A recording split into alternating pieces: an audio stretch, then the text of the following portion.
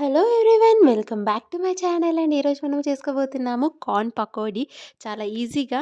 So ఇక్కడ నేను కార్న్స్ని ఒలిచేసుకొని తీసేసుకున్నాను అనమాట. దీన్ని మనము మిక్సీ పట్టేసుకుందాము. మిక్సీ అనేది మనం మరీ మెత్తగా పట్టుకోకూడదు, కొంచెం కచ్చపక్కగా కొంచెం లావుగా పట్టుకోవాలి.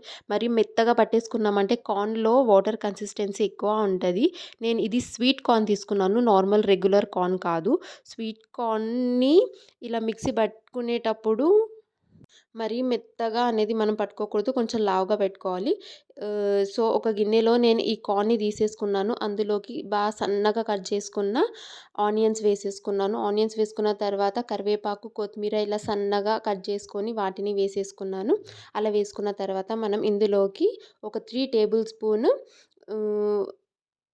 శనగపిండి అనేది యాడ్ చేసేసుకుందాము. శనగపిండి వేసుకున్న తర్వాత 1 టేబుల్ స్పూన్ కార్న్ ఫ్లవర్ వేసుకొని దీంట్లోకి మనం సరిపడా ఉప్పు వేసేసుకుందాము. నేను 1 స్పూన్ ఉప్పు వేసుకున్నాను.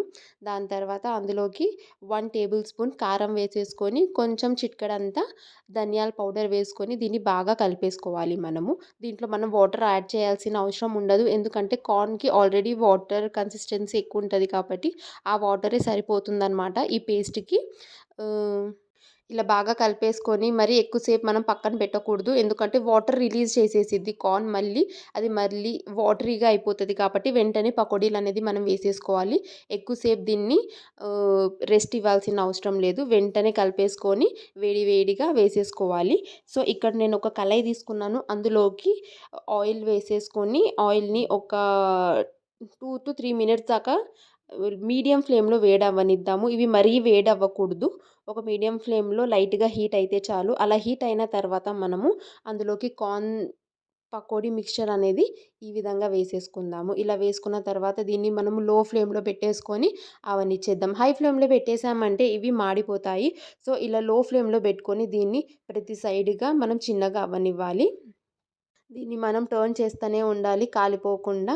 ఇలా అంటే లోపల శనగపిండి ఇంకా మనము కార్న్ ఫ్లవర్ వేసాం కదా, అది ప్రాపర్గా లోపల కూడా ఉడకాలి కాబట్టి మనం లో ఫ్లేమ్లో పెట్టుకొని దీన్ని అవనిస్తాము. ఇలా గోల్డెన్ కలర్ అయిన తర్వాత దీన్ని మనము వేడి వేడిగా సర్వ్ చేసుకోవడమే.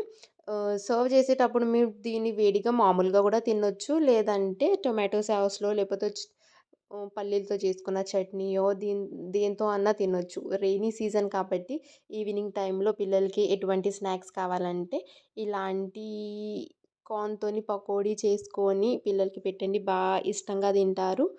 ఇది క్రిస్పీగా, టేస్టీగా చాలా బావుంటది.